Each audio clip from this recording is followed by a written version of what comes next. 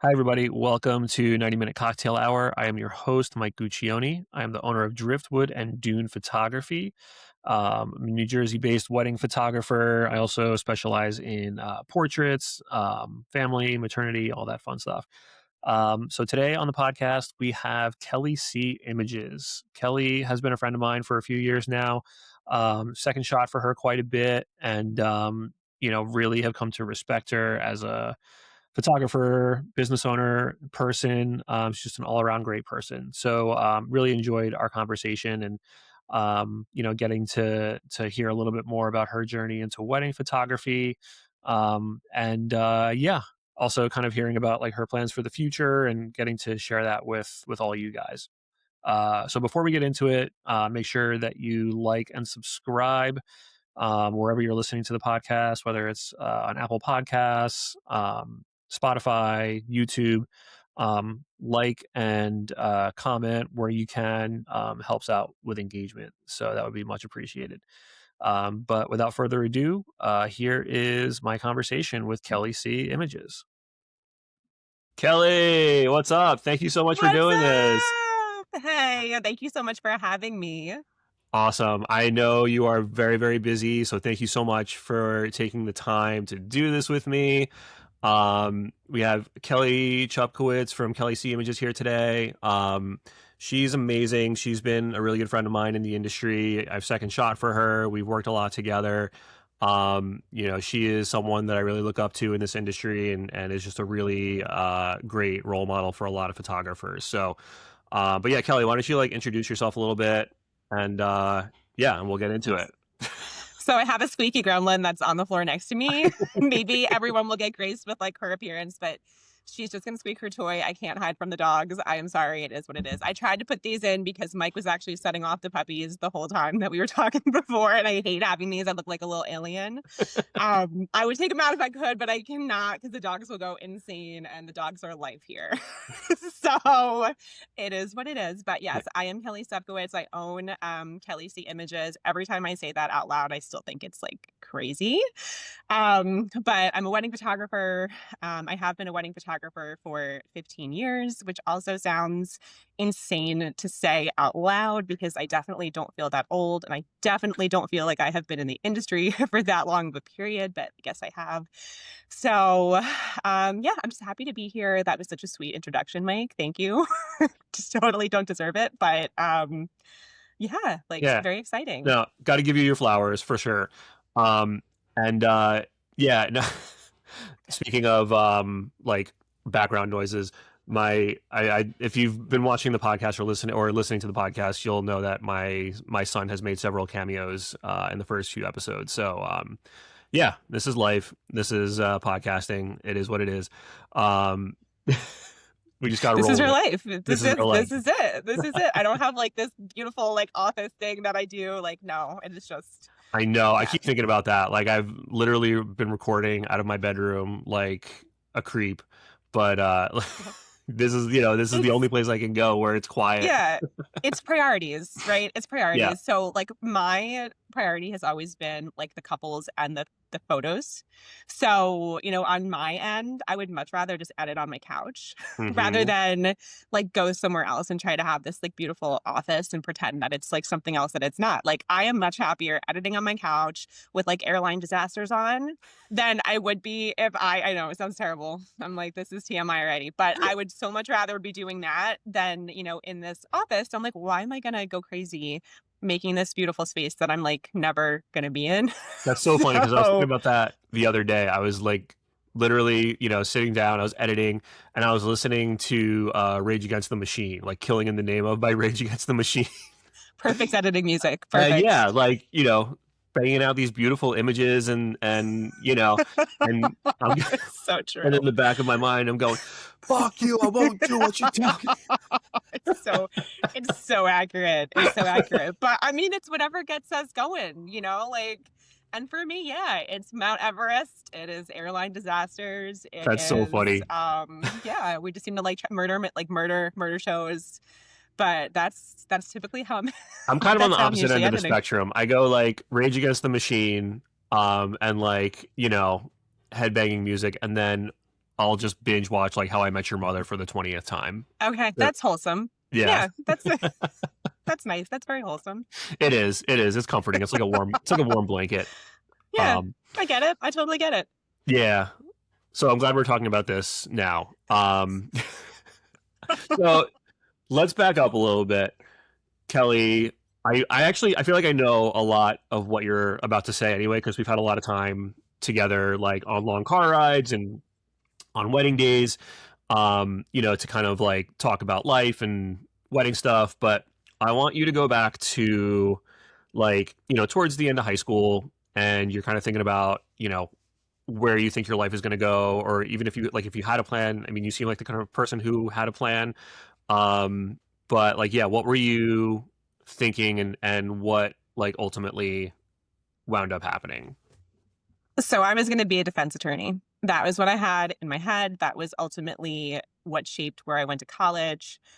Ironically, and I was thinking about this before the podcast because I was kind of thinking about just my earlier, like even my high school career and before that, and what I was drawn to. Because obviously, when you're like 8 years old, you're not like, oh, I want to be a defense attorney. That's very strange. So when I when I was much younger, I was always really into photos. I think at that time, like the time that I was growing up, I think a lot of people were into photos, so it wasn't unusual. Like I was very into like I had a film camera. I was always using disposable cameras. The 1 hour photo was like huge. Like you would go to Yeah, the Walgreens and you would bring your disposable camera and you'd go back in an hour to go get it. And that was like a whole thing. yeah. But basically, like out of high school, I had my heart set on I was going to be a defense attorney. That was what caused me to go to initially Montclair State University because they had a law track, and a lot of colleges did not seem to have that. So I ultimately ended up being a political science major, for better or for worse. That wasn't exactly my intent, but at that point, that was the degree that you had to essentially get if you wanted to go in law. I think I actually had maybe like a law minor. I don't quite remember, but that was the most law that I could possibly get. So it had to be like poli-sci with like some kind of like law undertone. So I had gone to Montclair for I think around a year and a half, and I was just kind of like miserable there. At that point, the campus was not what it is now. I know it's so much better now, but I was living in this high-rise dorm and I was on like the 16th floor. I did not love my roommates. There was never any heat. There was never any hot water. I remember freezing all the time, just being miserable all the time. It was just Was this not what I campus thought. housing, or was this like a slumlord? It was a small word. It was campus housing, and that was like fine with them. I mean, like Montclair is so much better now. I don't want to like rag too much on Montclair. Yeah. They made a lot of improvements after I left. But it was just like miserable. And sorry, Lit. I liked the classes, like I generally liked the degree pretty well. But the campus thing was just like not for me. So I ended up finishing up my degree at Stockton. And by the time that I had gotten to Stockton, so I was no longer living on campus at that point. I just was like a commuter to Stockton, Mm. which honestly was so much cheaper for me. It just ended up being, the absolute right move. So did that. And as I was kind of going more intensely, like, doing like law and poli-sci down at Stockton, it was becoming pretty clear to me that I didn't actually like it. Mm. So the more that I was doing law classes, the more that I was kind of getting involved in that, I was starting to have ethical dilemmas about what I was going to do in this profession. Like it was definitely becoming clear that I didn't know that I was going to like it as much as I thought that I was going to like it. There were What just a bunch were of things what were about some it. of the ethical what were some of the ethical dilemmas? I just did not think that I could defend people that were probably guilty. Mm. And I wanted to be a defense attorney. And in a lot of those circumstances, you don't necessarily like you're not going to know guilt or innocence, but you're going to have all the evidence at Mm. hand.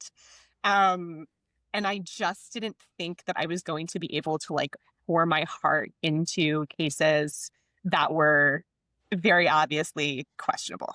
Mm, Just like knowing what I was seeing and reading case law and seeing, and I was just like, I don't think that I can do this. And I think if I need to get out of this, I kind of need to get out of it like probably soon. mm, So I finished up, I did finish the degree for better or worse. It didn't end up really mattering, but I finished up my political science degree. I got that degree from Stockton University. And at that point, so my mother had always worked in the library. Ever since I was a kid, she had worked in the library system. So she was like, well, since you're not doing law anymore, and I don't think my family was thrilled about that. But it was what it was. She had been like looking for law schools for me. Like I was going to go down to Florida. So when I kind of came out and was like, I don't want to do this anymore, it was, they supported me. But obviously, if you had just spent all this money on this degree, that's not the thing that you want to hear necessarily. yeah. So she had always worked in the library system. She said, you know what, there's a temp job open right now, and you can work for the summer at the library and you can just see how you like it. And, maybe you'll kind of want to pursue that. And in my head, I was like, there's no way that I'm going to want to do this, but I decided to do it anyways. During that time period, I was also still working. So I was doing, I was in an ice cream parlor. So I was like scooping ice cream. I was also doing some waitressing. So I was pretty heavy into like food service and hospitality. And I was also thinking about this the other day. So Stockton, like when you're going to school, they're kind of a weird, it's like a weird liberal arts school. So when you're pursuing any degree, you also have to do what are called at some distance courses. I don't know if they still make you do this or not, but when I was there, they would make you take courses that have nothing to do with your major. And you Mm, had some say in what it was.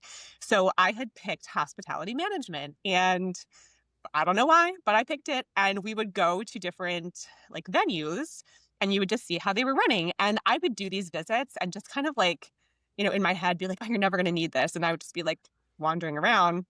But I went to like Seaview, Seaview Stockton and the Carriage House and a bunch of places down in that Galloway area. yeah. And thinking ultimately, like, that's what I got involved in. And that was the course that when I was doing it, I was just kind of like, oh, I'm just a body, like, here to eat breakfast, and now that's my job. It's kind of crazy. Um, but I was I was doing food service and all that anyway. So I was kind of in hospitality, customer service regardless. But I started working at the library, and I will be honest, like, I didn't love it, but I thought that I could do it. Mm, There's like a huge difference. It was never going to be a calling of mine. It was not something like normally when people get involved in libraries, it's a calling to be a librarian. It's like a very public service oriented position, and you do a lot of outreach. Like it's a very specific type of a job, and it really helps if you have a passion, like for reading, for research, for all that type of thing. And it wasn't that I didn't, like I've always liked reading, but it was not like my thing. Um, so, anyways, I found myself getting a master's in library science. So, in order to expedite the process, I really accelerated it. I think I got the degree done in like a year and 2 months. And that enabled me to become a librarian and like make the most money that you can being a librarian, which is not very much, but it was what it was. And I finally got a full time job in the library system.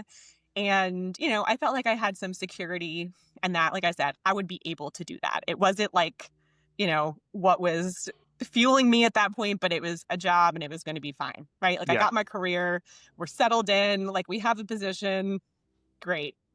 So that was happening.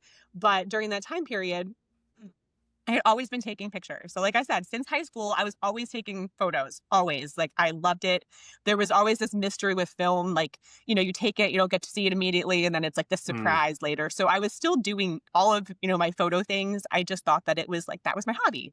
That's my fun hobby that I get to do. Like we're going and taking pictures of sunsets and, landscapes and the beach and shells and whatever. So that was my fun little hobby that I was doing. And one day I put an ad on Craigslist because that was a thing at that time. And I put an ad on Craigslist for family photos. And I remember there's a photographer. I believe that she's still a photographer. Her name is Jamie Bodo. And she was also putting ads on Craigslist at that time. And this other guy, Foschini Photography, I think he's also still a photographer. But I remember seeing like the three of us on the Craigslist ad, service ads. And I got my first family portrait off Craigslist and I photographed it, which looking back was bold. That was very bold of me. But I went and I did it. And it just like lit this like Mm. fire. I was like, oh my gosh, I really like this. Well, can I So pause you for a second? yeah, So yes, please do. what was the like the impetus for placing that ad? Like what made you kind of take that jump from like, because I can very much relate to the, oh, I'm gonna go to the beach and like take photos of the sunrise and like shells and and all that kind of cringy stuff. Um, which is ultimately, it can be very beautiful, but like for me, I just like looking back on it just feels very cringy. But So cringy. but yeah, so like what motivated you to like place that ad? Like what happened?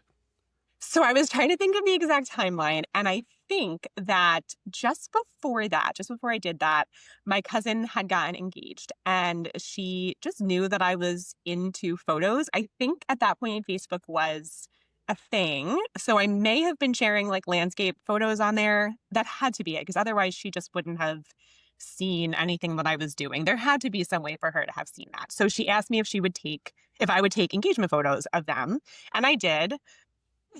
And like they were okay, and I really enjoyed it, and I think Mm. that was kind of what prompted me, because of course, naturally, if you take photos of a family member, you just put up an ad to like, go do family photos for strangers immediately. Like, who was I? Um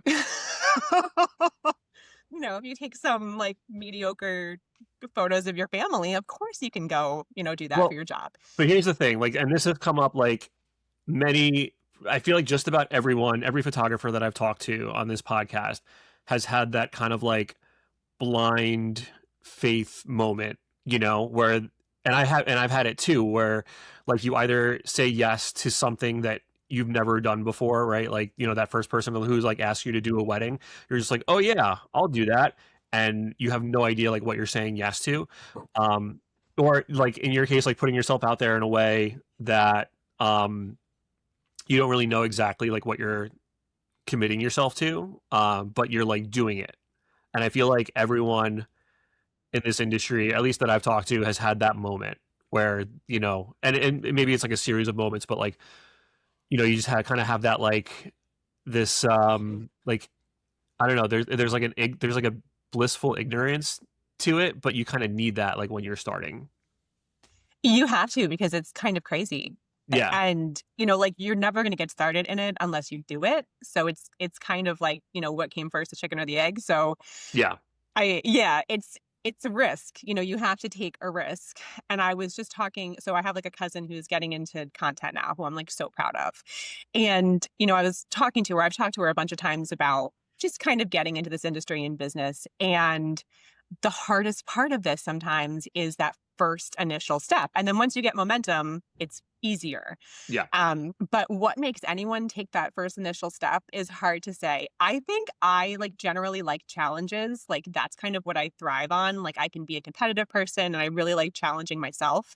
So once I had done that first session for my family, I was like, oh, like, yeah, well, obviously, like the next hard thing that I can do will be for someone that I don't know. And obviously I had never taken photos of a family before, but I figured that that would be easier than, obviously jumping into a wedding immediately. I just figured, okay, like if I'm going to do, some type of photography, I think a family will be easiest. And it was like, that was, a smart move. And I was priced appropriately. We're not talking, I charged, like $700 for this first session. It was not like that. But it definitely, like, just meeting them. I also got so lucky with the first people that booked me, because they were the sweetest family Mm. ever. And they were so nice and just so understanding of, like me and kind of where my skill set was at. And they were so happy with the photos. And I think that first experience really shaped how I went forward, because if I had had a bad experience that first session, that might have ultimately scared me off the entire industry. So I kind of got lucky with exactly the people who ended up choosing me, which through no merit of my own. Like I just have to thank them, because they were really the ones, A, that gave me the opportunity, B, like actually paid me for that, and then C, gave me the confidence to kind of like take a few more steps forward. And even the first year that I did that, because I did quite a few family sessions before I got into weddings. So even the first handful of people that booked me were all so great. And that helped, because every little bit of confidence I got kept me moving forward. Yeah. Because if I had had a bad experience, I still might have pulled back. Yeah. Because it was a hobby. For me, it was a hobby. I had a career. So there was really like no reason for me to think like, oh, I can do this. I didn't go into it thinking I was going to do it full time or professionally. Yeah. I think, and another pattern I've noticed with people that I've talked to is like those first few experiences, like, I don't know. And I feel like in a broader sense, the universe kind of gives you people in situations that are, going to kind of motivate you and encourage you to like keep following that path. Um, my first experience, like, I don't know, I jumped right into a really intense wedding situation, like for one of my first weddings, and in a way, it was really really good because it showed me like, oh, I can do this, but also, um, I like jumped right into like a destination wedding. It was a same sex couple, and I there were so many little things that were, um, not like the typical wedding day. Like, I didn't know how to make a timeline. I didn't know about like setting up a first look. I didn't know about like posing a bridal party. I didn't know anything about like family photos. Like, I knew none of that like workflow, right? And then add on top of it, I'm in a city that I'd never been to before, at a venue I'd never heard of, like obviously like never even seen before. Um, and Yeah, so like that situation went fine, but I came out of that and I was like, whoa, like maybe I should like second shoot for some people first. Like, hold up, Yeah, hold the yeah. phone here. Oh But yeah. yeah, like, but at the same time, like, the family, it was like, it was a family friend, and they were just like so happy for the photos. They were so happy that I was there. So happy that I was doing this for them. And so that kind of made it like less intense. Like the stakes are obviously always high for weddings, but um, that just made it like a little bit more palatable, right? And so like those early people who were there to like encourage you, I think like it's not a coincidence that like those people chose you, is what I'm saying. You know? And I think we draw in who we're supposed to have ultimately. Obviously, there's like some blips in that, but for me, like whenever I get asked, like, "Oh, haven't you had any bridezillas or any of these crazy things?" And I'm like, "No." And honestly, like I have worked 1,000+ weddings in my career, and I have been so extremely fortunate that in the vast majority of cases, I really, really get along with my couples and their families. And I'm so fortunate in that, because I know it's not like necessarily true for everybody, but I try to put out, like a version of myself, or like, really to be myself as much as I possibly can online so that people who inevitably come to me are like, yes, we know that Kelly is a good fit for us. I don't want to put like some faux facade out there, because I don't want to show up at their wedding and for them to be like, "Oh my gosh, like that's, you know, who are you?" Yeah. Because I can only hide who I am for like I can only hide that for so long. So I do think that there's some amount of, like obviously attract and repel. It happens in every business, Yeah. Yeah. but I do try, to make sure that I'm portraying, an accurate picture of who I am and, how I am, because that's important, especially in wedding photography. It's super personal. Like you're So there with people. It's, all day on right. a big day. You So can't hide it. exactly. And I'm sorry to cut you off. I like kind of going back to that service industry class that you had taken like at Stockton. Um, like I'm curious. I feel like there's a link between like that class kind of like lighting a little spark for you, and then also like, like, and we've talked about this a lot offline, but so much of this job, like once you have the photo technical skill set, I feel like the muscle that starts to get honed is like making people feel comfortable and helping them like relax in front of the camera. And the way you do that is by like being personable and being warm and open and inviting. So like did you kind of feel that muscle starting to like strengthen in that moment, or maybe like it wasn't I feel like it wasn't probably wasn't a conscious thing, but like looking back on it, like what do you think about that?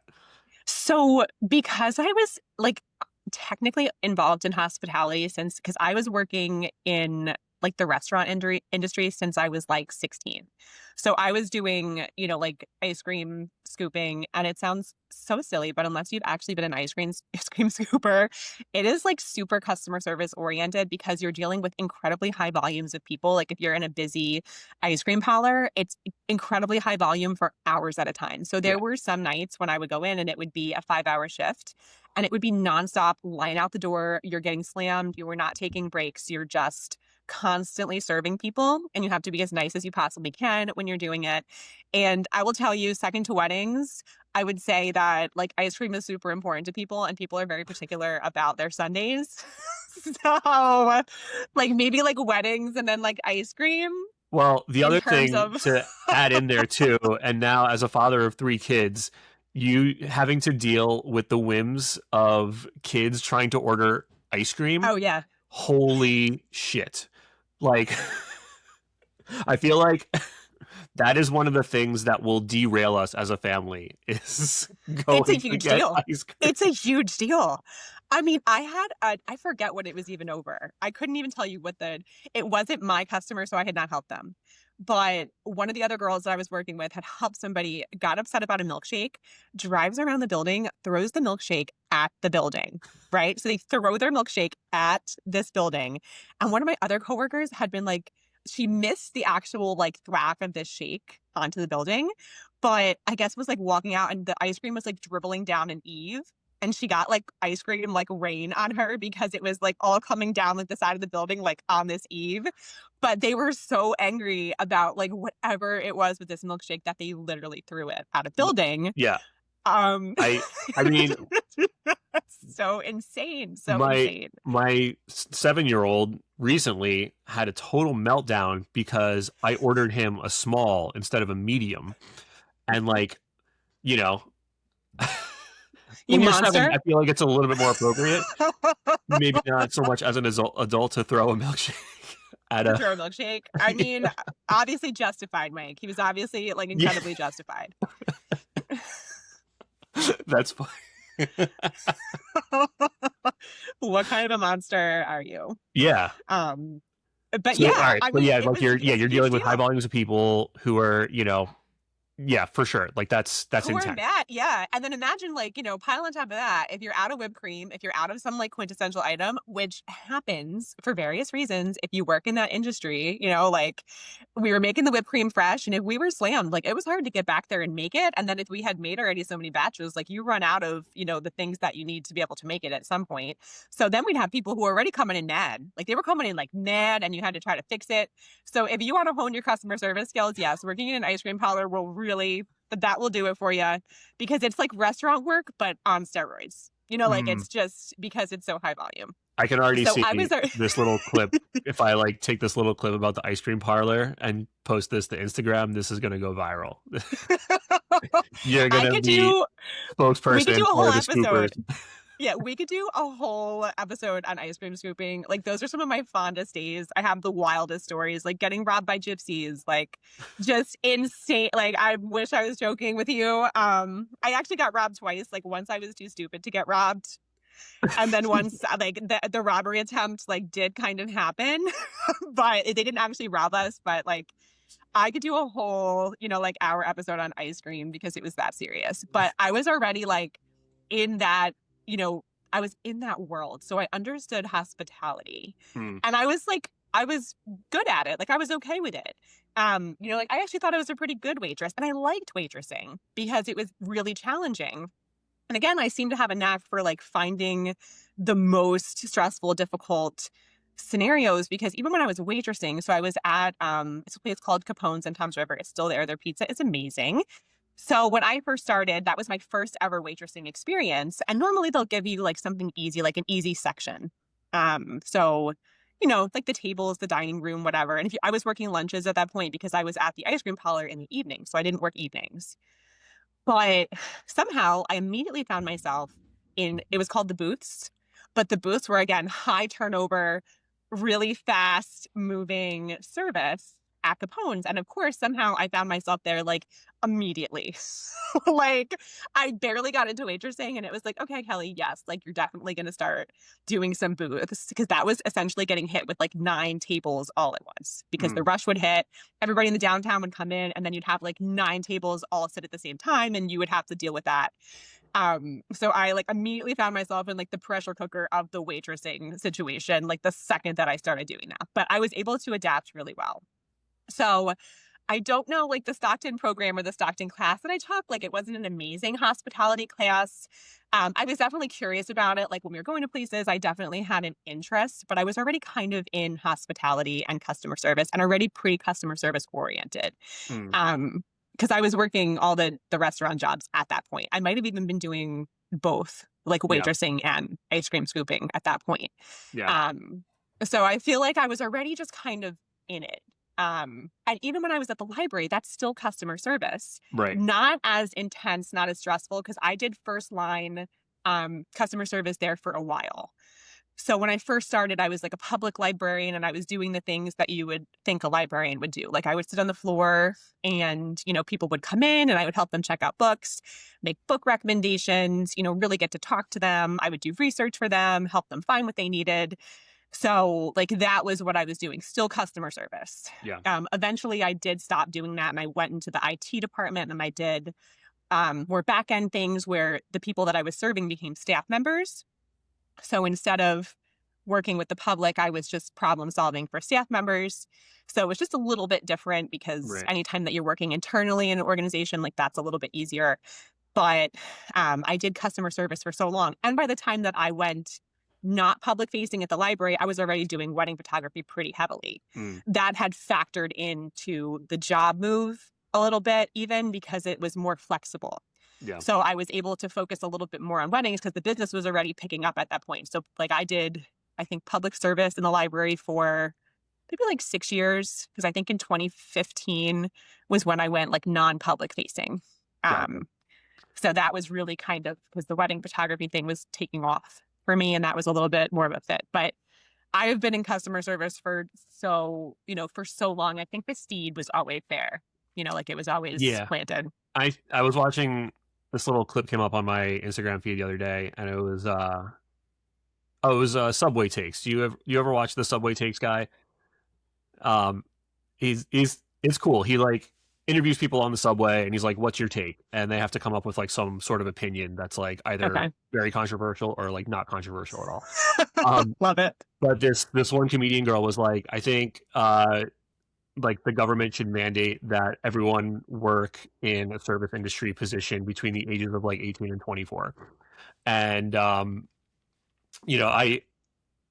similar to you, like concurrently to like starting my photography career, I worked a lot of like retail jobs. I never worked in like food service, but I worked retail for many years, including like about 3 years at the Apple store. And talk about like being busy from like open to close and having to deal with like a high volume of people, and like dealing with people's like personal technology, like people get crazy about their phones, and their laptops or whatever Yes.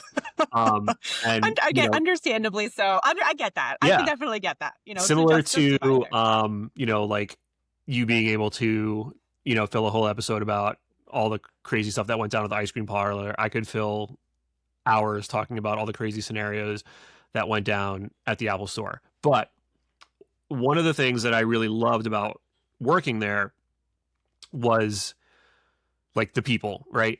Like getting to work with, that team of people that we all kind of felt like we were in the same boat together, like having to, problem solve and, and for as many like difficult customer situations that there were also like an equal, if not more number of like really cool people that would come into the store, and they were like musicians or photographers or videographers, or they had some like cool business that they were into. And like it was really encouraged to like, I don't know if it was encouraged, but like I feel like the people that were hired there were all people who were very personable and who had like very varied interests. And so like I would, spend time talking to people and asking them like, oh, hey, well, like, what do you do? Like, what do you do with that? Or like, tell me more about this business. Like, cause I was just curious. I feel like just like being curious about people is, is like really important to making people feel comfortable, getting them to like talk about themselves and like, and genuinely like listening to what they have to say. Um, but like all that to say, working in some sort of service industry, definitely like primed me for a lot of the challenges of working a wedding day. Um, and so like, I feel like those situations, and then also like being a parent and like having kiddos constantly like tugging at you, asking for things, like, I don't know, it's like a mental exercise in like prepping for the stress of like what a wedding day is going to do to you, if that makes sense.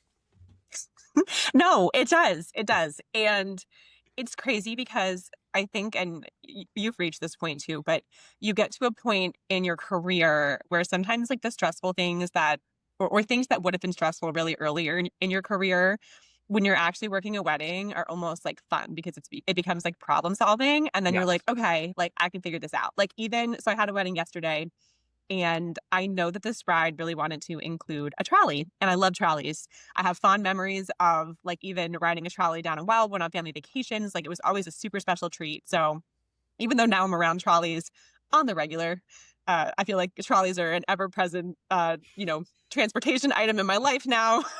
But like she like loved trolleys, and I know that she wanted to include it like somehow in her first look, which was at a private residence. And I was just kind of like, realistically, I don't know how I'm going to be able to do it, but we will certainly try. And then Yeah. once we got to the location, I saw, I kind of figured it all out, and it was fun to be able to be like, okay, I know how, here's what we're going to do. Here's how we're going to do it. And we're going to incorporate this trolley. And it was just like, that brings out that part in my brain that's like, this is a challenge. This is enjoyable, and I feel like wedding photography is always going to give you that because every single wedding is different. So if you're someone who really likes to figure things out and you're okay, being in a more stressful situation, while doing these problem solving exercises, like you're going to thrive there. Yeah. So if you don't Well, like doing those types of things, like maybe it's not the profession for you, but if you like it, then yeah, that's a great, if you like flexing those muscles in your in your mind, like that's a great profession for you. well, I don't know like what your early experience was, but I know for me, like early on, I would get, and I'm just like generally, I can be a very anxious person. But um, but I feel like I've done a lot of work to get to like where I'm at today. Like it's a lot better than it used to be. But early on, like I had a lot of anxiety in those early weddings, and so and I don't know why I kept putting myself in that Hmm? situation. Given the amount of like stress Over and and anxiety. over. Yeah. Yeah. Oh yeah, because you're Um, just doing it. And but this we've talked about this. This career draws anxious people. it does. It's It so, and does. this is one of my theories is that, and I feel like it's proving true with everyone that I talk to. Like everyone has some sort of diagnosable like issue. Yeah. I mean, Like anxiety. Yeah. Oh yeah. It's a, and you know what? I think we've actually talked about this, but like for me, when I'm working weddings, when I'm actually there, that's the least anxious that I probably like ever am in my entire life because there's only so much I can control. I know what I can control. right. And then the rest of it, like I'm okay with just like letting it happen because I actually like during the reception, like obviously you've ceded control to, the venue and the DJ and but when I'm actually like working, I have so much like mental clarity because I'm so focused on like the situation at hand, what we have to get done. Like there's not even really time to get anxious about it. You're just kind of like, okay, here's how we're going to attack this. Here's what we're going to do. Yeah. And in regular life, you're not on like such a strict, time situation. So there's plenty of time to get anxious about things and like overthink things. But on a wedding day, you don't have that much time to get anxious. It's just like, okay, by the time you're anxious about something, it's over. Right. You've done it. Exactly. And You accomplished the thing. Yeah. I think that's the piece that I'll speak for myself. I think that's the piece that I'm chasing, and like the thing that keeps me or kept me coming back to shooting weddings was that like that control, like having that like that control and having that presence, right? Because I feel like there's very few like a big part of my anxiety is feeling powerless over things that, you know, I don't know, we don't know what's going to happen, right? And so the mind conjures up all sorts of scenarios. But like on a wedding day, when you're in the middle of that chunk of like portrait time, like you are so present, you are so focused, you are making decisions that like people are listening to you, and you're like kind of controlling the flow of the wedding day, like in lieu of a planner being there. And for a big part of like, your career, my early career, like we didn't have planners. Like we were the ones that like developed the timeline and executed it, right? So Mhm. um yeah, there's like a, I don't know, like there's something there like that's It's a little very, dopamine. It's a little yeah, dopamine hit. I yeah. mean, you don't realize, like, when I first got into weddings, I had no clue that it was about organizing the day as much as it was about photos. So I really thought that if you're a wedding photographer, like, you were there to take pictures and that very little else was going to be your responsibility. Like, oh, I'm just here to take the photos and the photos are just going to happen without meddling from me. And it was quickly evident that that is not so I was already customer service oriented and I didn't have well, I'm not even going to say the benefit because it was better that I didn't see it, but I didn't have this like huge network of other wedding professionals telling me like, oh, well, here's how we do it. I just had to adapt to the situations that I had. And I think after literally my first wedding, I thought in my head, like, this is going to go so much easier if I get actively involved in the day. Mm. So, me just passively hoping that things are going to kind of happen in front of my camera is not going to work. Like, I'm going to have to take some control of these days in order to make it better for the clients because they're going to get the photos that they want. Like half the time, if you don't go get the family, like you're never going to be able to go to do family portraits. Like you have to go get these people. They don't just like all kind of form in a room. I mean, that would be great. And that brings up this whole other interesting conversation about like this new documentary, photography Mm. trend. And I have feelings about that. But, I felt pretty early on, like if I don't start to take the reins of these days, like they're just going to run me over. I'm just going to be like a casualty of these wedding days. Yeah. So yeah, I started to just, make timelines and, like get control of how things were being executed. And then once I did that, the days were so much easier to manage. And I even still, to this day, work the vast majority of my weddings without a planner. Um, just because, I'm the only one who knows how much time that something is going to take for me to photograph it. And anybody else that's, if you're the photographer, like, how long it's going to take you to run through a family set. And for some people, that number is going to be bigger. And for some people, it may be smaller. And And it depends obviously, on the there's day some too. variance. It And depends on the day. It depends on yeah. the family, depends on the venue, it depends on the weather. But, like in my head, I have a certain parameter. Like, okay, if I don't have this parameter, the ride could be a little bumpy. Like, this is the parameter that I need in order to be able to accomplish. And we might get done earlier, but you got to give me at least XYZ, like Yes. amount of time. Right. Or Um, and I think like something that I've learned from you or that I've seen from you is like obviously having the timeline in place and knowing like what's going to happen when, but then also like knowing, again, based on the weather, based on who's running late, like what the venue or a specific location actually looks like when you get there, like where you can buy time from different parts of the day, right? So like, okay, this person's right, not ready right now. We can't do bridal party or we can't do family, so this is what we're going to do instead, and we'll have to come back to that. Um, so that like, and I've said this before, and I'll say it again. Like at a certain point, your photographic um, technical ability kind of like plateaus, mhm. because there's only really so much you can do within the framework of a wedding day. But like the muscle that really starts to get stronger is your decision making and being able to make decisions that are going to give you the best photos in like the best bang for your buck, like the best photos in the least amount of time, essentially. Yeah. Oh, absolutely. Absolutely. And just knowing how to direct people to get like to do it the fastest for them and keep them the most comfortable too. Like Yeah, that's enormous because the better that you can, kind of manage the people around you, the easier the whole thing is going to go as yeah, well. And that's just as important, if not more important than the actual photo taking. yeah. Like And at the end of the day. people remember how you made them feel, and like, I think I shared this story, but from like a couple weeks ago, like I had this wonderful couple. The weather was beautiful. It was like a beautiful October day, and we got some great portraits of the two of them. We got great bridal party. Like family went really, really smoothly. And we still had like if I really wanted to push them to do more photos, like the light was beautiful. We could have gotten some amazing photos, but like I looked at the two of them and like they were done. And so, in that moment, it's like, all right, like who would those photos really be for? Like, would they be for me? Because essentially that's what it really came down to was like, all right, I feel like there's a couple other spots we could hit where the light's going to be really, really nice, but like they're happy. Like we got great photos. Like their And they're feet are done. hurting. Yeah. Yeah. Yeah, they're done. They're Yeah. dehydrated. They probably haven't drank anything in like 4 hours. Yeah. Their feet hurt. They just want to see their family. Especially with winter weddings, I try to be really like cognizant of it because it's hard. Like, in some circumstances, it's always going to be better to be outside. Like the past couple weddings that I've had, like we had really beautiful light. Mm, But the temperatures were like really cold. yeah. So, I was even pivoting around like, okay, it's warmest right now because you only get a certain period during the day when it's even going to be like tolerable. The later that you get, the colder it's going to get. And you have girls in like evening gowns with no sleeves. And like, I'm freezing wearing like 3 jackets. So I can't even imagine like these poor girls that are barely wearing anything, so I'm trying to be cognizant of like, okay, like how can I be the most strategic? Getting what we need, but also keeping these people as happy as they can possibly be.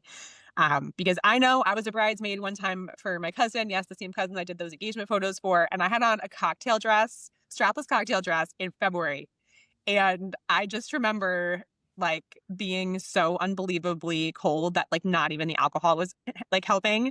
And ironically, the person who took those photos, I have now hired as a second photographer, like the person who was actually photographing that wedding. But I just remember like, and he was really good. Like he was really fast with us. But I just remember being out there and just not even caring, like being like, okay, can you just take the photo? Cause I need to get out of here. Like I can't even like, I don't have the mental bandwidth right now to even give you attention, Justin. I am so sorry. Like you're great, but you have like 3 seconds with me. So I just Yeah. always quietly hope that I don't have any me's in the bridal party because it would be a problem because I don't like photos. But that's why I try to make it like fun enough where I can get away with, 15 minutes with the girls being outside and then be like, okay, and you're done. That's it. Like we don't have to do it again. Yeah. And usually people can tolerate that. But anytime that you start to push them over that, like you have to know because that's when you get in that territory when, a month later they're talking about the wedding and they're like, oh, that photographer like kept us outside for all eternity and it was just terrible and it wasn't fun. And Right. like that's where you hear those types of stories. So I'm always like, oh my gosh, I want to get the bride the pictures that the couple the pictures that they want, but I also don't want to torture these people Yeah. But because also I think it's just like so being unpleasant. human goes like such a long way and just being like, guys, I know it's cold. I'm cold. Yeah, this Like sucks. I like know this sucks. I'm but like so those are little sorry. things that you learn from like working in the service industry, like Yep. empathizing and like, using those little tools to just be to like get them on your sides. Like, guys, like I know this sucks, but it's going to be Yes. beautiful and I'm Yes. going to get you inside as quickly as I can, Yes, and you if you know? can get buy-in earlier in the day too. So if from the second that you arrive, they understand that you're on their side. And there's just things that you can do from like the moment that you walk into a room with them. Like Mm, your energy, the way that you're approaching the day, how you're speaking to everyone, how you're directing everyone. If it feels like you're in control or not. Like those are all things that even earlier in the day will help you will help you later on yes. when the going gets a little bumpy and they're like, okay, but we're pretty sure that she, and like sometimes I don't know what I'm talking about, but like I hope that they think that they're like, okay, Kelly's like got this. She can like, she's going to bang it out. Like it's going to be Yeah. okay. And we're going to Yeah. listen to her. Well, And but the I'm reality just is like like sometimes hoping. Yeah. the reality is sometimes like you don't know. Like you can't know, right? And but you can still feel comfortable in knowing that you're going to figure it out. And I think that's what people pick up on, right? Yes. Because ultimately, like, you don't know what's going to, like, perfect scenario. Like, I had a wedding last year at a venue I was very familiar with, and I had already, kind of prepped the bride as to like where I thought we were going to do first look. And so she was prepped for that. We were all prepped for that. And then we get there and I look at the lighting and I'm like, no, this is not going to work. Um, different time of year, lights doing something different than it would be doing at another time of the year. So we got to pivot. And, but like, I had like maybe 30 seconds of panic. And then, yeah, but then like, 30 seconds of reconsidering life choices. Like, what did right, I 30, do? Why am I here? 30 seconds of, yeah, exactly. How did I Like, have this I should happen? quit. I'm worthless. I suck. It's Yeah. terrible. This is terrible. Yep. But like, but the answer was like literally just shifting to a spot that was 10 feet away. Right. And it was beautiful. It was gorgeous. Um, and the more that happens, and I think like, you know, and I kind of want to hear your experience. I kind of want to have you go back a little bit in your like early career, but like the shift for me, I think at a certain point was like deciding to go like full time. And, you know, in my case, it was like jumping into this freelance life of like taking on weddings in all different venues for like a lot of different photographers and studios, and seeing, you know, how people do a good job, how people do a not so good job, you know, seeing all different kinds of couples, families, and basically seeing like just about every scenario.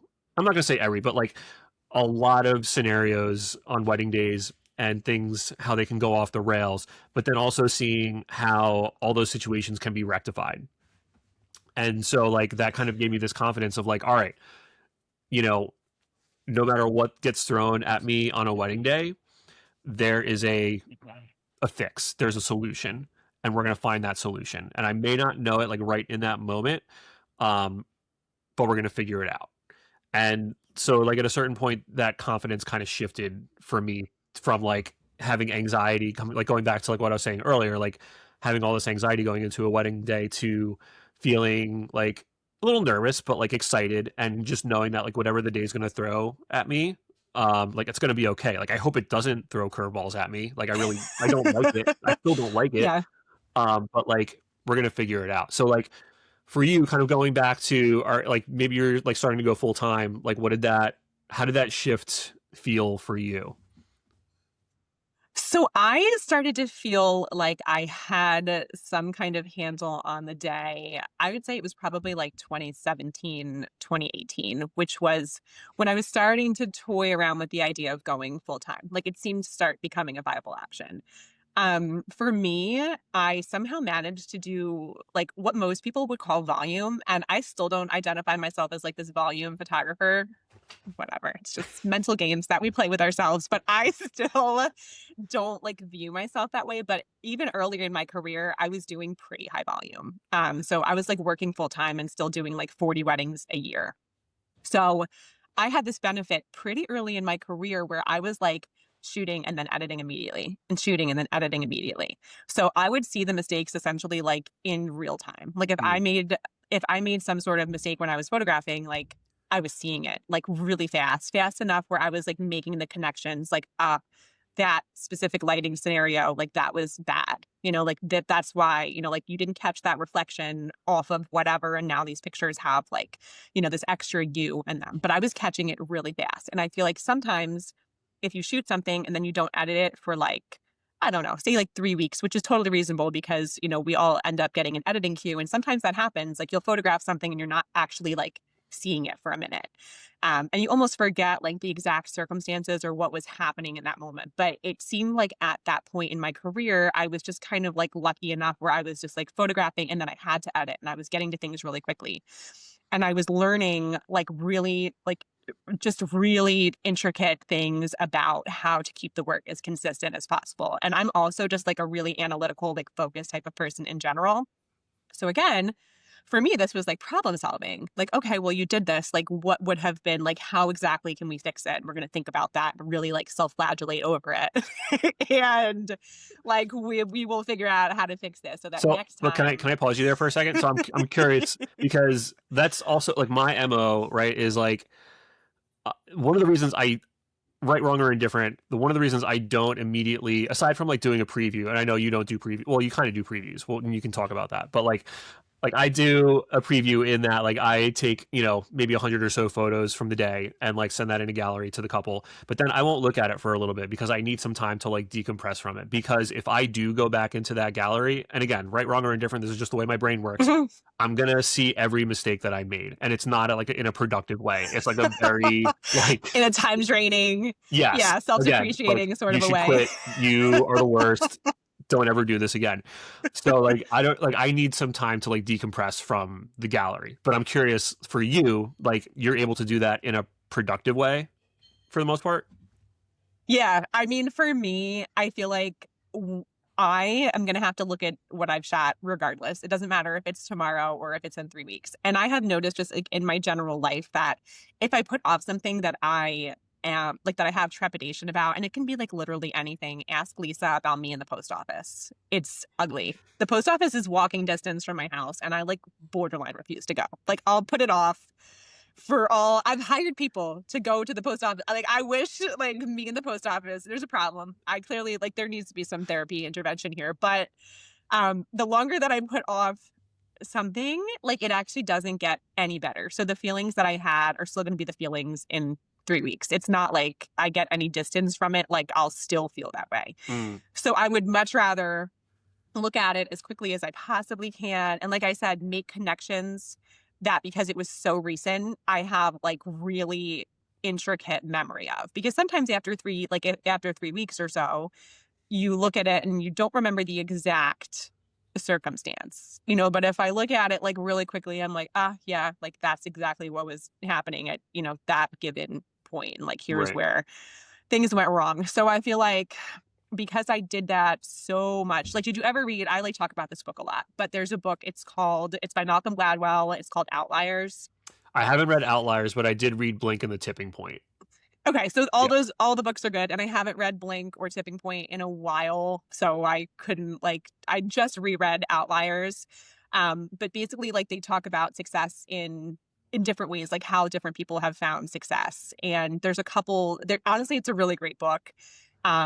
But sometimes you just get lucky in your circumstances, and that can equal success. So, like for me, I think it was just that volume early in my career. And if I hadn't somehow done that, like I don't know that I would have continued on like the way that I have, but it was the amount of shooting that I did in such a small period of time. Like one of the circumstances and outliers is, he says 10,000 hours makes you an expert. So like 10,000 hours doing something and you'll likely be an expert in that field. And I got my 10,000 hours in a really compact Mm, period. Like, so for me, like I had that so early in my career. And I feel like, there's even some profession, and I'm not even like there, I see beautiful work for people who only do 15 weddings a year. But in that context, I had already worked 4 or 5 years, like my second, like really early in my career. So I had put in all those hours like up front, essentially. right. So I just felt much more secure. Like by the time that I went full time, I felt really secure in the business. Like I was willing, and that was a huge leap. Like I hated getting rid of my health insurance. I had really good health insurance through the library, like the likes of which I will never again see. And that was very difficult to give up. That was like the final straw that I was like hanging on to. I almost Cobra'd it, which is insane. It would have been like the cost was insane. And it was still going to be a temporary band-aid.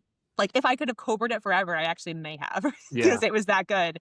But it just made no sense. I just would have delayed my pain for a year. So I just like ripped the band-aid off eventually. Um, but it took a lot, that was hard. But I had a lot of confidence in like my skills and abilities, like as a wedding photographer, like when I left. I felt really, really good about it. Um, but I liken that to just a lot of things that happened earlier in my career and the sheer volume of shooting that I was doing. Like I was thinking about shutter counts. This was like a while ago, but some cameras, like I think great example. I think the R5 and the R6 are technically rated for 100,000 shutter count. And for most people, you're like, oh, that's so much. Like I'll never hit that. And I'm like, I hit like 500,000 shutter count in a year. Yeah. And I'm like a really conservative shooter. Like I'm shooting an average of like 22 to 2,300 images per wedding.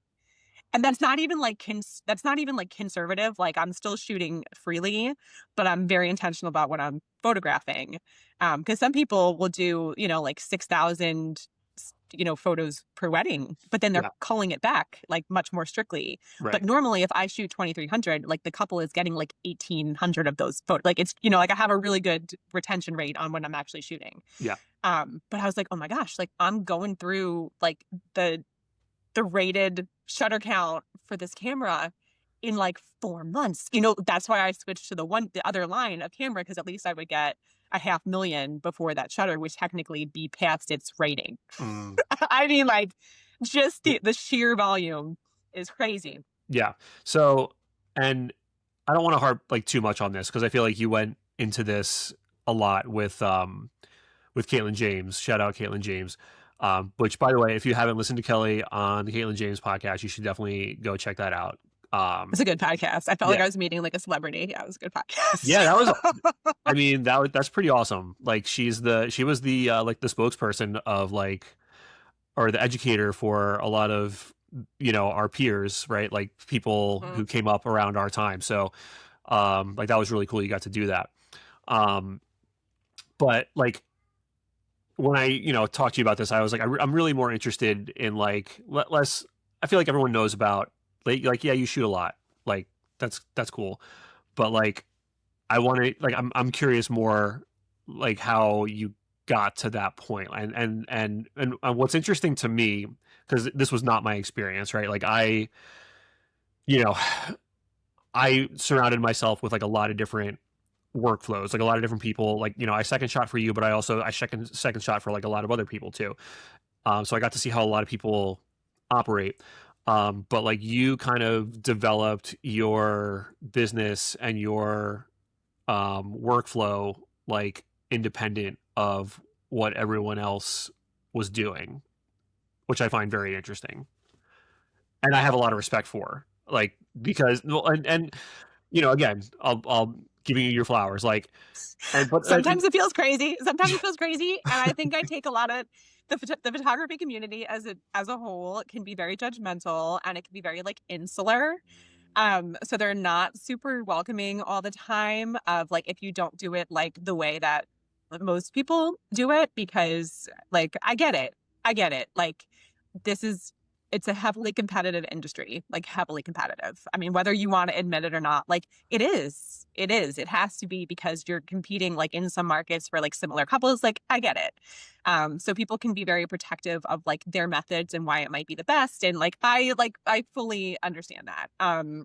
But that's almost always made me relieved that I didn't know that there were like others for a while, because I was able to operate in my own little like happy bubble yeah, and just do what I wanted for much longer than the vast majority of people get. Because even like when I was first getting into photo, like when I first put that Craigslist ad, Facebook like it didn't have as much of a stronghold, I feel like, on society. Like I don't even think I had a smartphone. I think I had a flip phone. yeah. So just to show like how different that landscape was, like I don't even know at that point like where I would have found other photographers, because there weren't all these like networking groups. I think I would have had to look like in a newspaper. I don't know. Like you would have had to Google Google like photography meetup and see if you could find, like other people. But it wasn't as easy as it is now, and everybody else's work wasn't in my face as much. Right. So I was much more able to just kind of be like, okay, like I'm going to stay in my own little world and just develop the business like as it's kind of flowing. If something didn't work, I just stopped doing it. Like I was like, okay, this thing, like, and I had no shame in that. I wasn't like, oh, well, Mm. everybody else does it, I'm going to have to like force this peg into this hole. I was like, okay, cool. This does not work for me. We're not going to do it. Yeah. Like that was easy to do, and there was no peer pressure surrounding that. So I was really just able to listen to like what people were telling me, what the business was showing me, what the numbers were showing me, and just kind of like follow that track. And I still have curiosity, like to this day. Like I would love to pick like 5 people and just go second for them. Like Mm. I enjoy being at weddings, and I just like, and I've seconded a handful of times, like really probably like 5, 6 times in my life. Only because it's a time thing at this point. Not even, like I said, I would love to actually go do it, because I would love to just see how other people are approaching the day. Like I just want to see an approach that's not my approach, and just be able to like watch and just like participate in a way that's like passive. Yeah. Because I never get to do that and just be able to like, I don't know, like photograph again, just in a way that I'm not actively involved in, like Yeah. take more of a passive role. And I would actually just like love to do that. So I always am jealous of your position because I feel like, you've had a lot of that and you've gotten to see so much more of how people work in the industry than I have, because I'm just like in Kelly C land and we're just going to do, like it's never a passive day for me. It's always a very, very involved day. Yeah, I'm not Um, gonna lie. It is kind of nice some days to just show up and know that like the big decisions are not on my shoulders, and I get to have fun, be creative, and just kind of enjoy the day. Um, and I think like one of the reasons that um, or one of the things that I've learned is that like everyone kind of does it a little bit differently, but there are like some things that are like inherent to every wedding. Like there needs to be some sort of a timeline. There needs to be like some sort of a workflow. Um, but I like the thing that I took away from my time shooting with you was like the like you're very process driven and you're very consistent and you're always looking for the best light and and trying to capitalize on the best light. And if that's where it is, that's where we're going to spend the time. Um, and Next to a dumpster in a Walgreens parking lot. Yes, if the light is good, we'll make it look beautiful. we're going to be next to that dumpster. Don't It'll you worry. be a dumpster, but it'll be a beautiful dumpster. There's a space right next to the dumpster. All you need is like 5 feet, and you're like, we got this. You don't Right. even see the dumpster. Like, we're good. Well, Magical when you're fairy shooting at one forest. too, you're not going to see that dumpster. You're not going to see anything back there.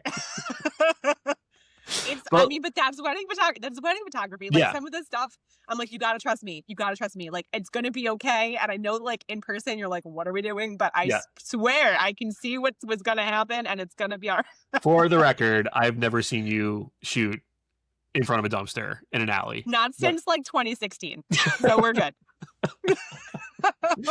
Sorry to those 2016 couples, but Like I said, it was a space next to it. The dumpster was not. It was just out of frame. Like just out of frame. But that's where, and I think I forget what podcast I don't even know if I mentioned it. But that's why I'm like a vertical shooter because so I was reading threads recently, or I don't even know, it might have been Instagram, something, where people, post their opinions for better or for worse. And they were talking about like, oh, if you shoot vertical a lot, it's because you're shooting for content.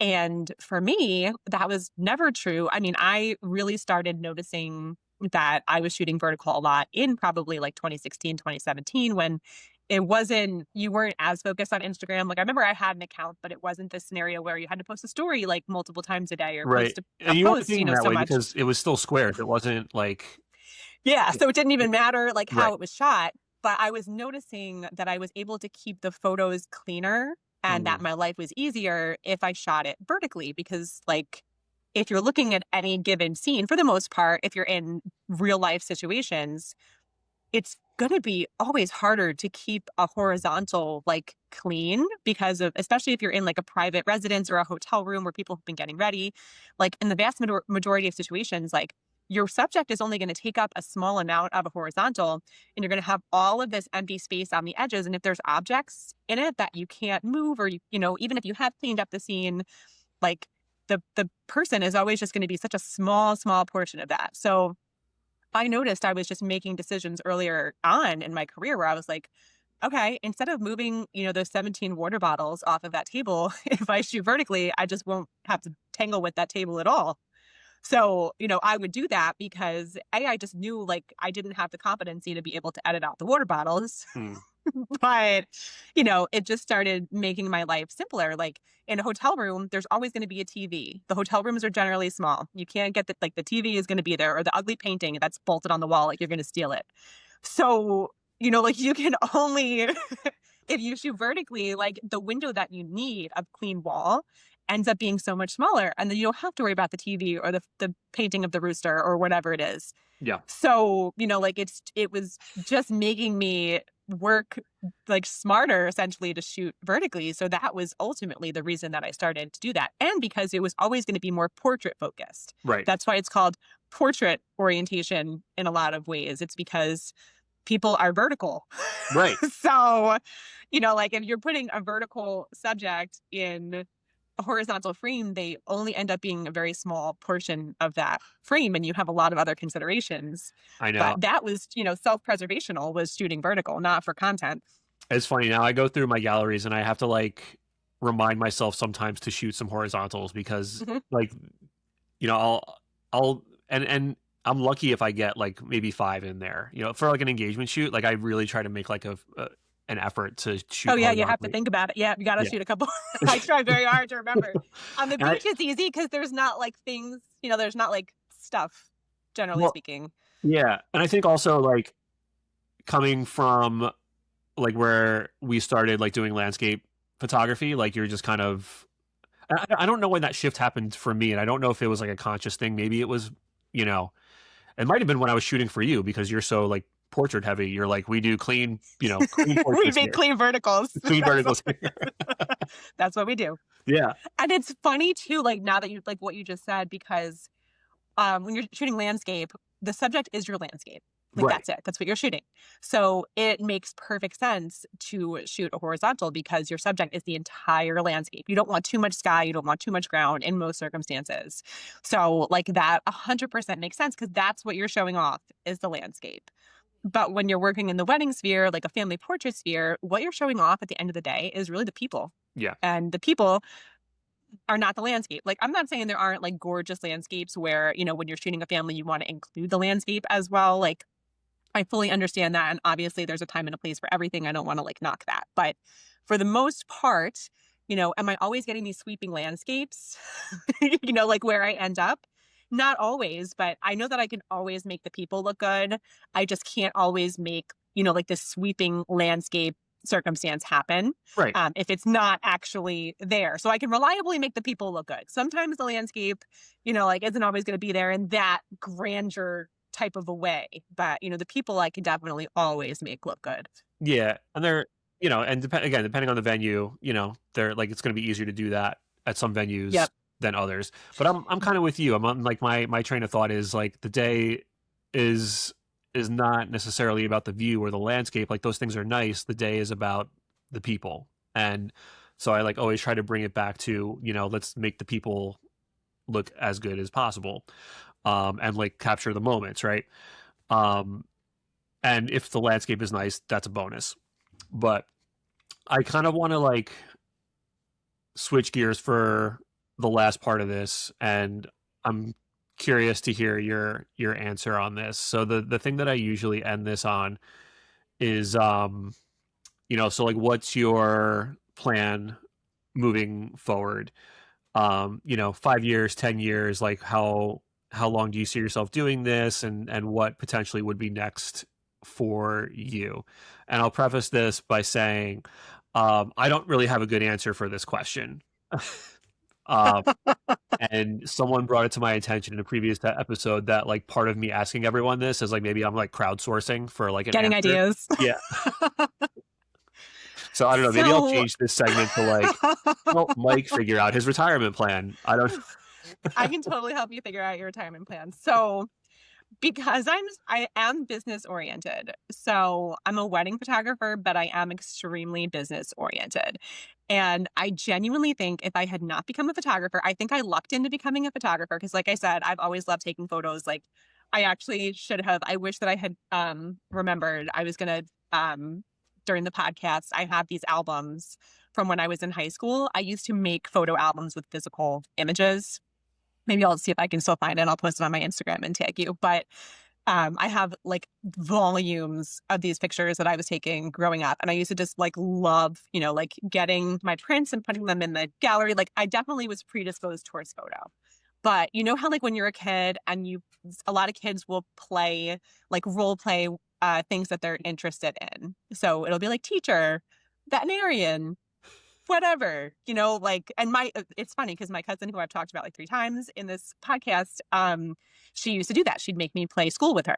And I hated school. That was really not like my favorite game. But she You were like loved it. playing And defense attorney. no, you know what I was playing? You know what I was playing, Mike? I was playing business. Um, so, so like I Financial used to manager.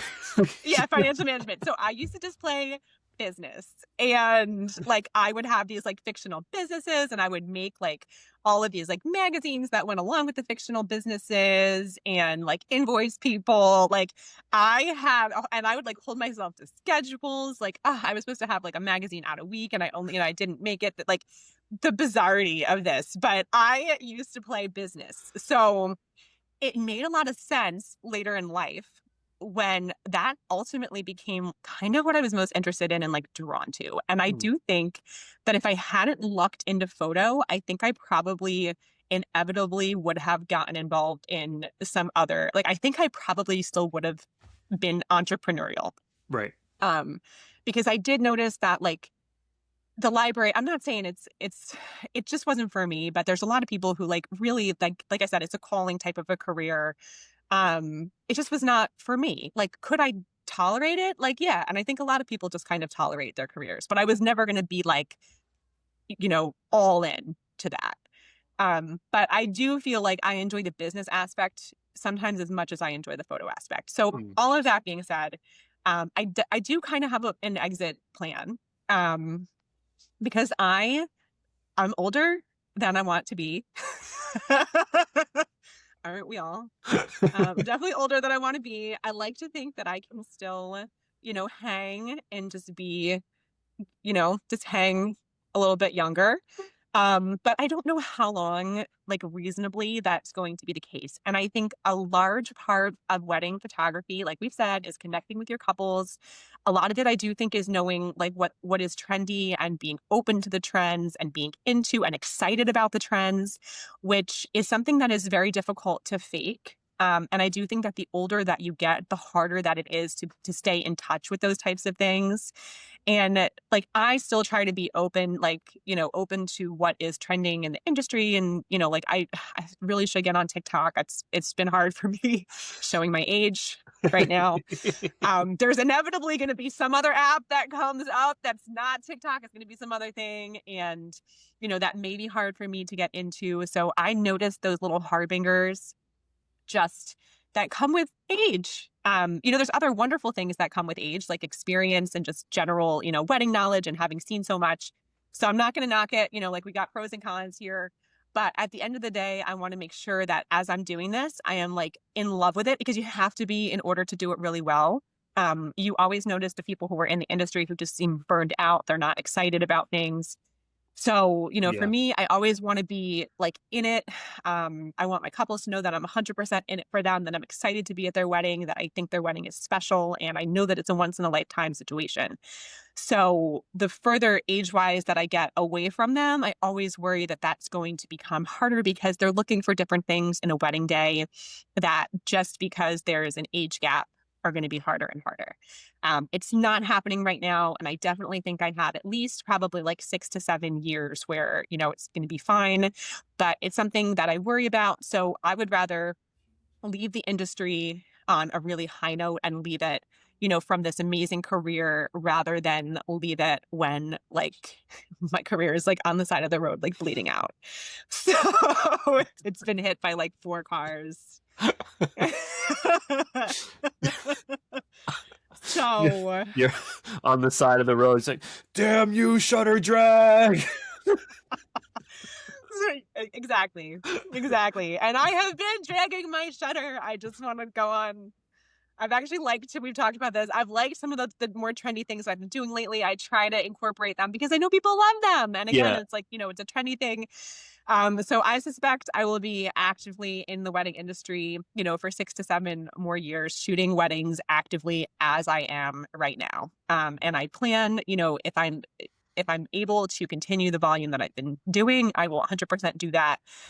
If you're self-employed and you're listening to this, you should be you need to get yourself like an IRA and a financial plan, like a retirement type of a plan. You really should. Nobody's going to make you do it. Coming from my library job, they make you like, you'll pay into your pension and you'll, like they will take it from your paycheck. But if you're self-employed, you have to do that personally. So make sure that you're doing that. Put aside money for retirement, which I have been doing all along. Just because, like I said, I played business growing up. Like we know these types of things, but so like financially, if I continue on as I have been for 6 to 7 years, in theory, I would be able to retire. However, knowing myself, I don't know that I will retire entirely. I've always said that I would potentially do education if I felt like people thought that I had something worthwhile to say. I think a lot of the fault in education, especially in the wedding industry, is that there's no bar to entry. So you can have someone who has been photographing weddings for a single year and they get into education. And at that point, I mean, who knows? Maybe there's somebody out there with a single year in the industry who could really like have something worthwhile to contribute. I'm sure that there are, people in this who have really notable, trajectories that would maybe benefit the education space. But I don't want to like do educating just for the sake of educating. I want to do it because what I'm giving, to the community is meaningful and actually useful to them. Yeah. So I don't want to do it just for like the sake of doing it. But I do think given like the trajectory of my career, like maybe it would make sense. Like I said, if there's a need for it, if people have kind of asked me for it. So I'm like, okay, like maybe there is. Like Right. I've done a couple like mentoring sessions with people. So if that ends up being the case, I would totally like happily kind of transition into that. If not, like that would be okay. Maybe I would go into a different industry entirely. But I don't know. Like I'm super into boats, as most people know, and I've always really wanted to get my captain's license. The unfortunate part of wedding photography is that it blocks a lot of other things in your life. It happens on So the weekends. Weddings happen on the it happens weekend. on the weekends and in the evenings for sessions. So it blocks a lot of other things that you might want to do in your life. So anytime that the captain's course pops up, they usually do it through VOTEC at OCC. I typically cannot do it because it would mean like not going to, like, obviously I would never do that. So, Yeah. and I don't think it's the type of a course where you can just like skip going. Maybe you could, but you just waste your money. You just waste your money. So like, why would I do that? So I always see it come and it goes and I never take it. So maybe like down the road, I would get my captain's license. I Yeah. would love to either like do some charters or something. I would love to even just like run a boat and then maybe like people could rent the boat for photos or a night out, like that type of a charter. Yeah. Yeah. Yeah. Just something like that, because that's like my other love. And I really love like boats and that whole industry. I was even talking, I mean, this is like purely like pipe dream area here, but I would love to, like be involved in like a marina or something like that. Like, do I necessarily want to buy and run a marina? I really don't know. I don't know. I did Yeah. never say never. I'm not sure. But certainly an option. I don't know that I have to stay like in the wedding space Right. after my time period, but I I was mean, always more focused you wouldn't even have to on the, change your name. You could still be Kelly C. no, we could have a branch, like a Yeah. little branch, like Kelly C Charters. I mean, it would be perfect. Yeah. But So yeah, no, there's a lot of things I've toyed around with. I think you know, I always kind of envy photographers or anyone really who's like an entrepreneur who also is as passionate about the business side of things as they are about like what they actually do. Because for me, it's just not that way. Like the thing about this job that I love the most is like the fun part, like getting to go to the wedding and like being around the people and then this too. Like I really thrive in like community. So, and I think that's probably why I, for a long time, and still like, lean towards the freelance life because I get to be like my community, my circle is big and for whatever reason I've always kind of like felt like I needed that to thrive. Like I'm not someone who's gonna like be self-motivated and for the most part like to do things. Like I need to be in like a community of people. So all that to say, like I have a lot of respect for people like you and some of the other people that I've talked to, like a lot of your peers who have been in business for themselves for an extended period of time and who are like still successful and doing this, you know, because there's like the Oh my God, that was my phone. Sorry. That was if Skinner just came on here. I thought that I had all this off, but I'm hearing like noises. Okay, yeah, that's sorry. yeah, you're We love Leonard Skinner. We love Leonard Skinner, like everyone. I know that song. Um, no, I just have so much respect for people like you who have experienced the bumps and bruises of, you know, things, you know, on the photography side of things, on like the wedding side of things, and then also on the business side of things. Cause I like being able to do both is really, really difficult. And like it's, you know, the business side of things that I like really struggle with. But I agree with you in like the education space. Like I think there's some really great educators out there. And then I think like for me, when I kind of made up my mind that I wanted to do like some sort of, you know, podcast or like something outside of actually like taking photos, you know, for me, like I just kept coming back to, you know, like what is the thing about this industry that I love the most? And it's the people, you know, the people that I've like gotten to meet along the way. Um, and it's also the thing that's like most interesting to me. And so like the thing that I think I keep coming back to is to just kind of like keep pulling on the thread of the thing that's like most interesting to me. And at the end of the day, it's like, well, I love talking to people.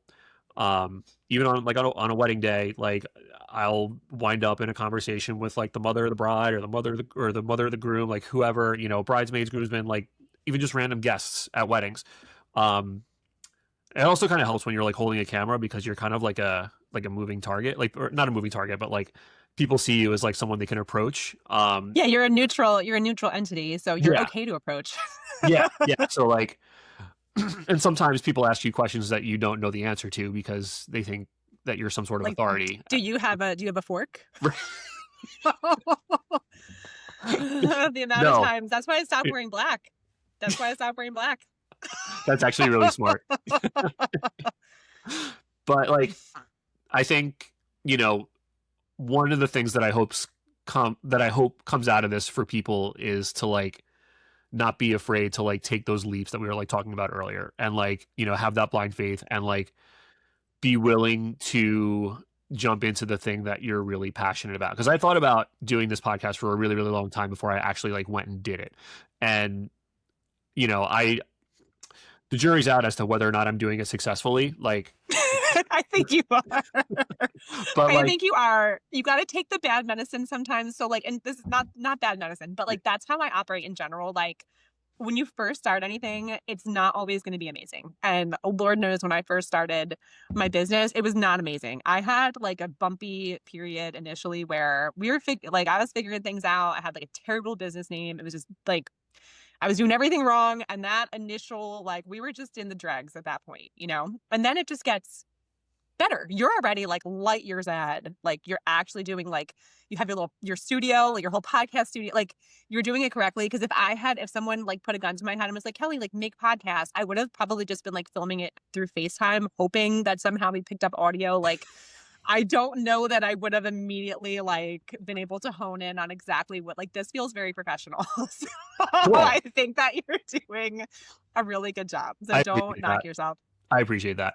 Um, well, Kelly, I really, really appreciate you for taking the time to do this. I know you're super busy and I know you really value your time. So thank you so much for doing this with me. You know, I feel like you know, in our conversations, you know, riding to and from weddings and at like, oh, there's a little nugget. I was like, Yeah, I saw the opportunity to get my little yeah. gremlin up here who's been causing all of the chaos. One of the gremlins. Oh my The God. other gremlin is being much quieter. But my little Scarlet girl is the one that's just squeaking every toy, hoping for attention, right? So cute.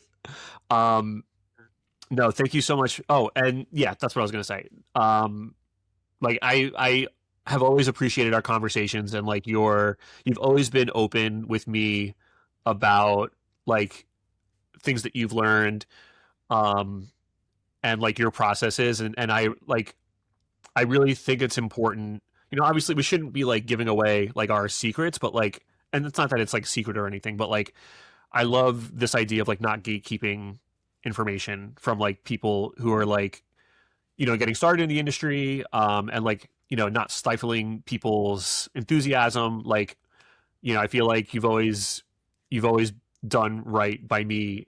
Whenever I've had a question or whenever I've wanted to like talk about something, you're always very open and like, and very like, um, thoughtful in the way that you like answer my questions, or like whenever we've had conversations about just about anything.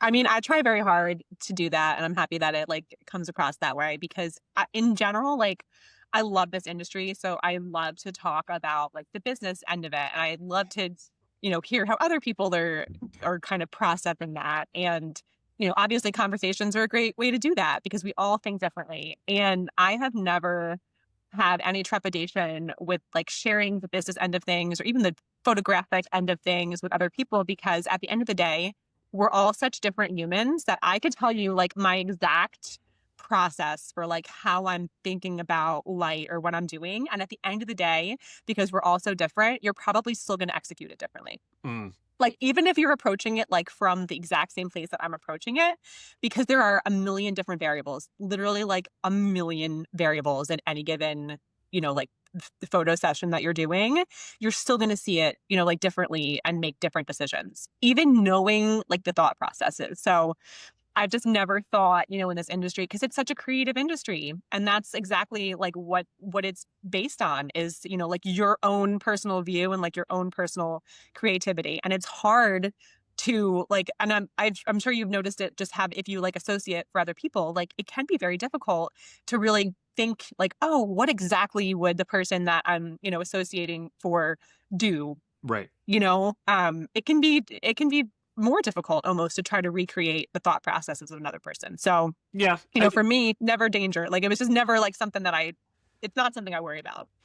Yeah. I mean, well, the way I think of it is like when it comes to associate shooting, like obviously there are some things that specific people like there are some specific things that they want that I always try to like keep in my mind, but I also try to remember like they hired me for my eye, right? Like so they hired me for the way that I see things too. So I'm going to do like my normal workflow, and make sure that I, include those things that I know that they want, but also like I'm going to do things my way essentially. Oh my Um, gosh, 100%. And even yeah, like in something really simple, like say you're doing a bridal portrait, right? Really simple standard bridal portrait. Literally moving the human 3 feet or your angle by 10 degrees can have a huge difference in the outcome.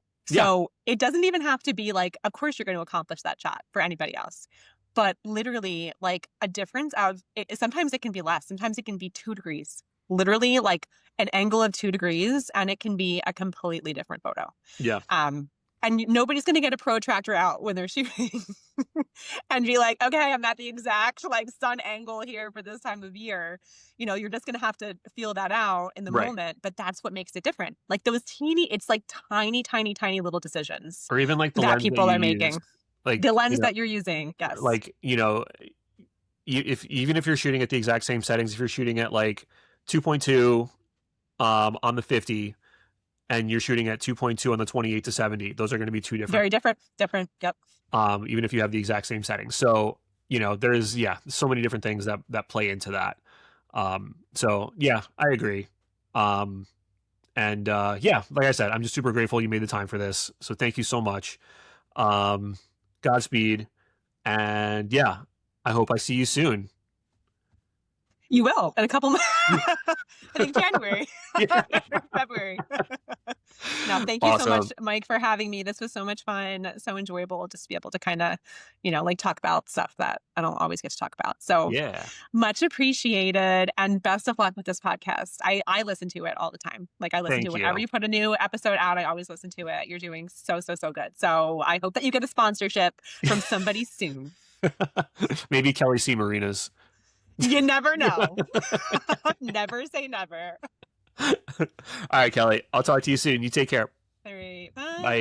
Bye.